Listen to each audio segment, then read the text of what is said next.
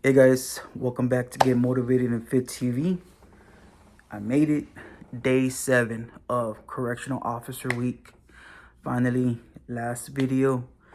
It's been a challenge, I will say. It's been a challenge to be able to do a video, take time out of my day, to find the time. In other words, to find the time to sit here, press record and actually go back in time 12 years back to tell y'all, my story from the training academy to OJT and so on and so forth.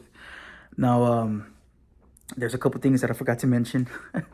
Right. Every year there's what we call in service. And this is for somebody that's thinking about becoming a correctional officer.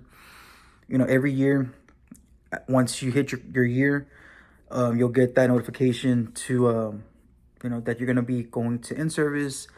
At that point, you won't have to report to the unit. You'll report back to the training academy, and it's basically like a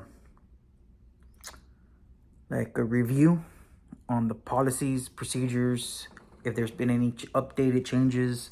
And then of course you got to get requalified out in the shooting range. And that's pretty much, every year.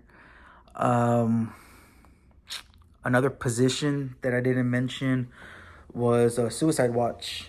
Sometimes these offenders, they will want to, attempt to hang themselves.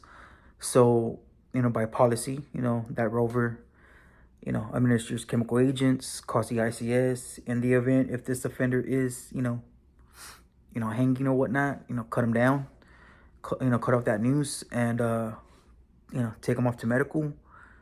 And as long as, we get to it in time, at that point, that offender needs to be on suicide watch. And that's only because he's waiting on a transport to go see psych, and they're just waiting for availability. So he's in a cell, butt naked, and the officer has to be there, in front of that cell, like basically 24/7,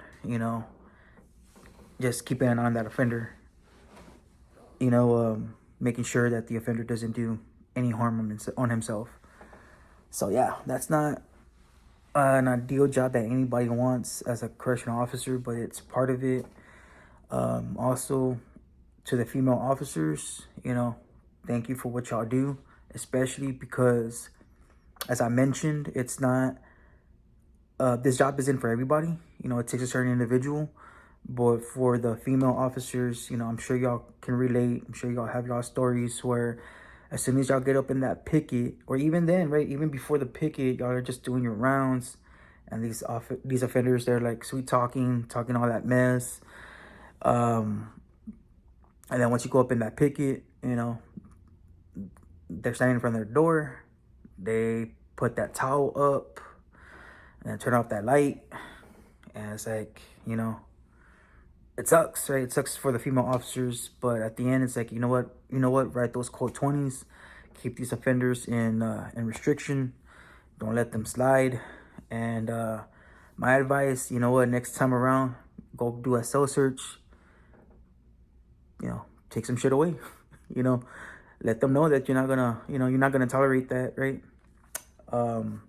If they don't follow feeding procedures, they don't eat. Simple as that. Also, if y'all saw my video from yesterday, I did talk about how when I became a sergeant, I did do some transports as well, because a sergeant needed to be on the transport. At that point, it was because of the classification of the offender. So it will be myself and 2 other officers. Let me see what else. I did try to promote for lieutenant, in case y'all are wondering. I did try getting closer to home. I met with the warden at Dominguez. Got to know just a little bit more about him, about the unit, how he ran it there at Dominguez. Dominguez at that point is a state jail.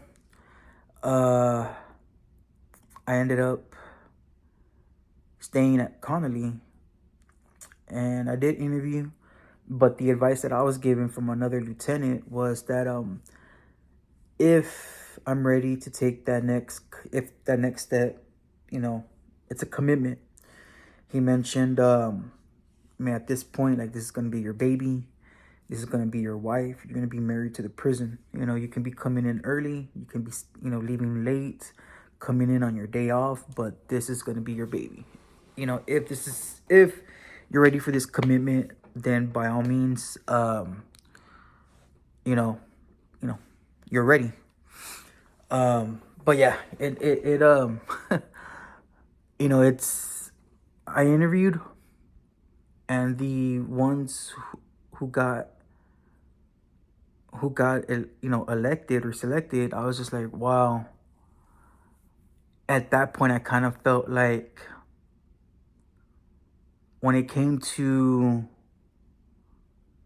street knowledge, I had it.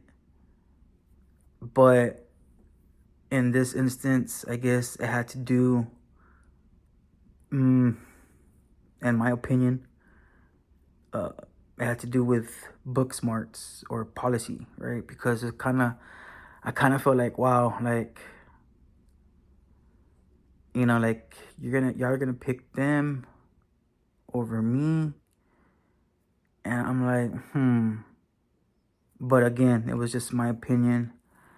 I kind of felt like I had that. I kind of felt like I had it in the bag. But I'm just like, you know what? That's fine. I mean, of course, I still congratulated them.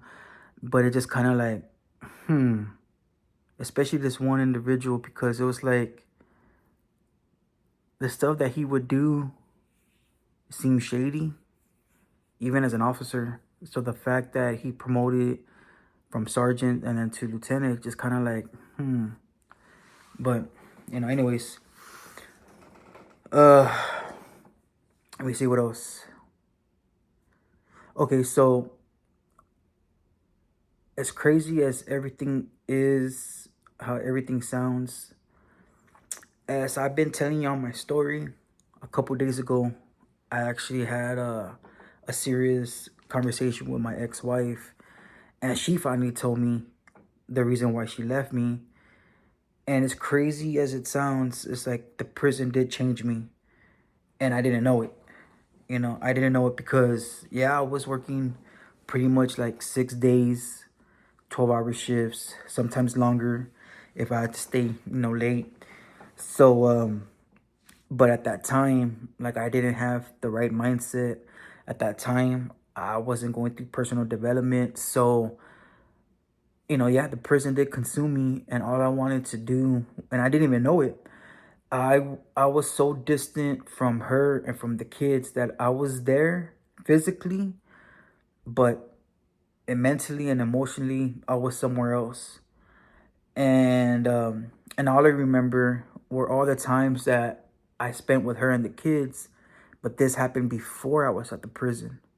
So once I went to the prison, my days off, I just wanted to relax. I just wanted to be at home, watch TV, and forget about that place, instead of spending time with her and my kids. And I didn't know that. I thought we were, but she goes, no, like, she goes, I remember your schedule. She's like, you had 4 days on, and then you were off for 4 days, and even then you had to work 2 out of those 4, so you still had 2 days off. And then I'm like telling you, like, hey, what are we gonna do? And you're like, no, nothing. Like, really? Like, and I'm like, I told her, like, I don't remember. So, it's like how they say, right? Like, with law enforcement, and then also with being a correctional officer, two things can happen if we don't, seek counseling, if we don't talk to someone, and that's a divorce if you're married, and then a suicide, right? Because it's like, I mean, the stuff that we see, like, if we don't know how to handle it, like, especially the stuff that we see, it messes with you, it does. And then if we don't take the time to talk to somebody, and I know it's hard, right? It's hard to talk to somebody that especially if they don't know what you go through day in and day out at the prison, because they're not there. They don't see what you see, they don't hear what you hear. So it's tough, right? Like it is. But that's the advice that I can give, because if, like, again, right, if I could go back in time and start my personal development journey, I honestly think, like, I honestly do think that my wife and I would still be married to this day.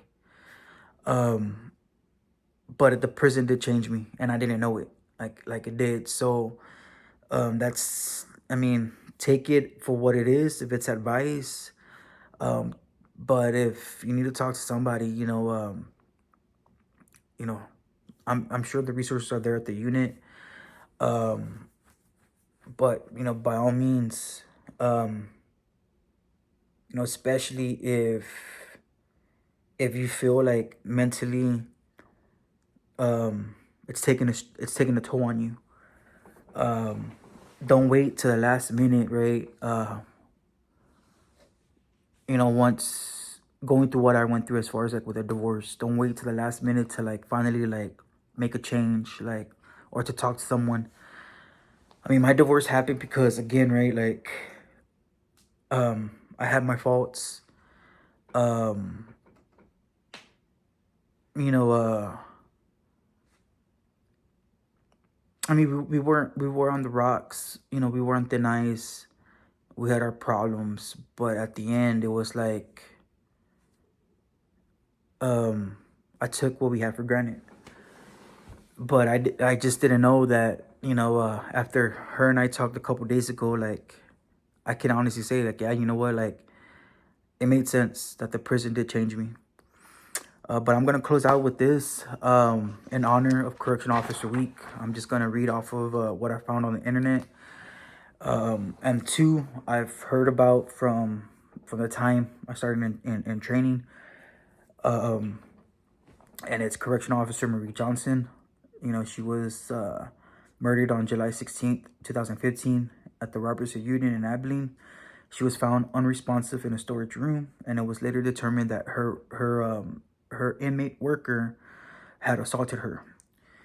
So her tragic death highlights the risk faced by correctional officers every day, um, ensuring the security of the communities. Second officer is Correctional Officer Timothy Davison. He did lose his life on July 15th, 2005. This was during an escape attempt at the McConnell unit in Beeville.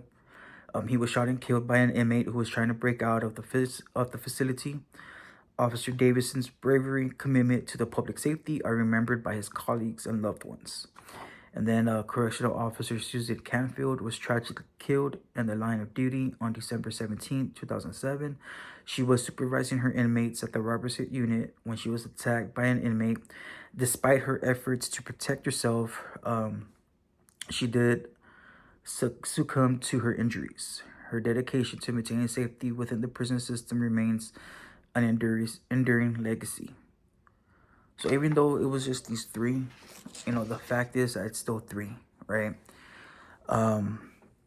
There was, to this day, I'm sure they still show that video in training, but I'm just gonna go ahead and say it, because don't do those same mistakes, right?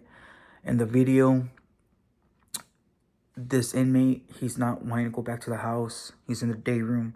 He's wearing a jacket. And the whole time the inmate has his hands in the pocket in his jacket. So the officer that's talking to him, he's trying to like reason with him. He's trying to find some kind of common ground as to like, what can we do to get you back to the house, right? What's going on? But the officer isn't keeping a distance, like an arm's length. Like they're like, basically like at a close proximity. So instead of like the officer backing up, or even then, instead of like, hey, let me see your hands. Why are they in your pockets? Like, let me see them. But no, instead they're just trying to talk and trying to find that common ground. And then all it took is a split second. This inmate, he just takes his hands out, and then boom, starts starts shanking at the officer. And I say, luckily, there were other officers there already. They took down that offender, but the sad part is that officer did get injured in the torso area. So, I mean, yeah, You know, it's up to my fellow officers, you know, walking the front line, as I like to say. You know, thank you for what you do. You know, stay vigilant. You know, head on a swivel. Watch your six. And don't let these inmates run game. You know, and if you're starting off, if you're still, or you're thinking about, you know, making this a career, all I can say is find your style. Find your style, what works for you. But what worked for me, you know, was writing those cases, right? Write those cases. You know, run the day room the way you're supposed to run it. You know, everybody sitting down, nobody on the runs, shirts on, and be in their business, right? If they have their bags out, you know, hey, let me see what you got. And randomly, hey, you know what, step outside into the D space and then pat them down, you know, see what they have. You know, be in their business. That way, 9 times out of 10, they would rather stay in the house when it's day room time, because you're gonna be up in their business, and it's a less headache, right? Less, you know, like, think of it this way: if you only have to deal with 15 offenders in the day room versus 48, you know, go that way. But I think that'll be it for this video. I appreciate everybody that tuned in this week. My views went up like crazy. I appreciate it. My new subscribers, welcome to the channel. Hope y'all stick around. I'll be, like I said, right, this is more of a lifestyle. This is more of, like, you know, somebody that's wanting more out of their life. You know, I'm giving y'all my experience. You know, the stuff that I learned, just putting it out here day in and day out. But I think that'll be it. You know, thank you for what y'all do. If y'all know any fellow officers, you know, take that time, right? Hey, thank you for what you do. And I hope y'all are well. I hope y'all are blessed. Don't forget to like and subscribe, and I'll see y'all on the next one.